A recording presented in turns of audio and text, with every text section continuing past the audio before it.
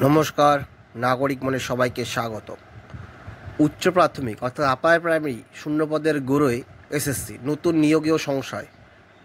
গত বছর অগস্টে কলকাতা হাইকোর্ট রাজ্যের স্কুলগুলিতে উচ্চ প্রাথমিক স্তরে 8 বছর আটকে থাকা শিক্ষক নিয়োগ অবিলম্বে চালুর নির্দেশ দিয়েছিল। প্রায় 14,000 পদে নিয়োগ 3 মাসে শেষ করার সময়সীমায় বেঁধে দিয়েছিল বিচারপতি তপব্রত চক্রবর্তী ডিভিশন বেঞ্চ।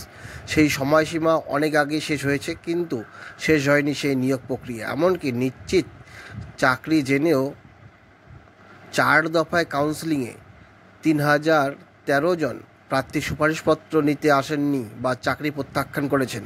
আরও হাজারখানেক হবু শিক্ষক শিক্ষিকা সুপারিশপত্র নিয়েও চাকরিতে যোগ দেননি।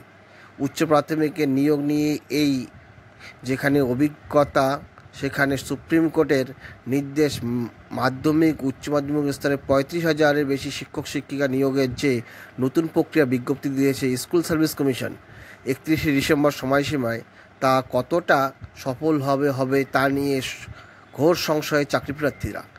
এমনিতে নানা মহলের জোরে স্কুল শিক্ষক নিয়োগ বহুদিনেই থমকে রাজ্য সব মিলিয়ে স্কুলগুলি ভুগছে চূড়ান্ত শিক্ষক সংকটে। বহু স্কুল কোনো বিষয়ের শিক্ষক শিক্ষিকা না থাকায় সেই বিষয়ে পড়াশোনা কার্যত লাটে উঠেছে। কোনো স্কুলে আবার নির্দিষ্ট বিষয়ের শিক্ষক শিক্ষিকা সম্পূর্ণ অন্য বিষয়ে পড়াতে হচ্ছে। দিনভর সর্বোচ্চ 5টি পিরিয়ডের বদলে 7-8 পিরিয়ড পড়াতে হচ্ছে।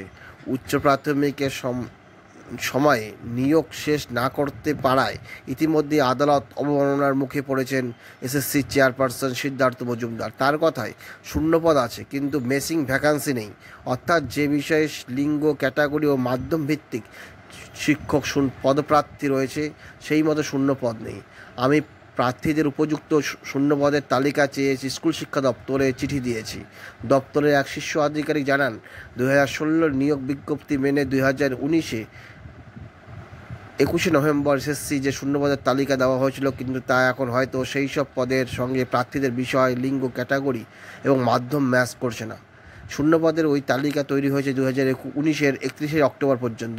এখন তাই আইনি পরামর্শ চাওয়া হচ্ছে আদালতের নির্দেশে কার্যকরী করতে পরবর্তী সময়ে উচ্চ প্রাথমিক তৈরি হওয়া শূন্যপদের তালিকা এসএসসি দেওয়া যাবে কি না। বিকাশ ভবনের কর্তারা যা বলেছেন, অনেক শূন্যপদেই এমন অবস্থায় রয়েছে যেগুলি 2018-র 8ই মার্চের আগেই ফাঁকা হয়েছিল, কিন্তু বিষয়, লিঙ্গ ক্যাটাগরি এবং মাধ্যম অনুযায়ী সংরক্ষণের রোস্টার অথেন্টিকেশন হয়নি। সেই পদের দায়িত্ব মধ্যশিক্ষা পর্ষদ নিচ্ছে না, অথেন্টিকেশনের দায়িত্ব রাজ্য এবং জেলার অফিস নিচ্ছে না। ফলে ওই সব শূন্যপদের প্রকৃত তথ্য এসএসসির কাছে আসে কিনা সে বিষয়ে সংশয় রয়েছে। সম্ভবত সেই কারণেই এই ধরনের পদে নিয়োগ প্রক্রিয়া সম্পূর্ণ করা যাচ্ছে না। পশ্চিমবঙ্গ প্রধান শিক্ষক সমিতির সাধারণ সম্পাদক কৃষ্ণান মিশ্র বক্তব্য, উচ্চশ্রী পোর্টালের মাধ্যমে বদলিতে নতুন করে জটিলতা তৈরি হয়েছে।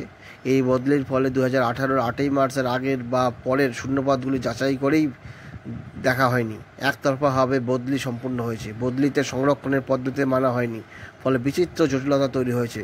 পশ্চিমবঙ্গ আপার প্রাইমারি শিক্ষা চাকরিপ্রার্থী মঞ্চের সুশান্ত ঘোষ বলেন, বিচারপতি তপব্রত চক্রবর্তী ডিভিশন বেঞ্চ আদালত অবমাননার মামলায় 29শে এপ্রিল নির্দেশ দিয়েছিল 16ই মের মধ্যে সবার নিয়োগ নিশ্চিত করতে হবে, কিন্তু এসএসসি বাড়তি সময় পেয়েও তা করেনি।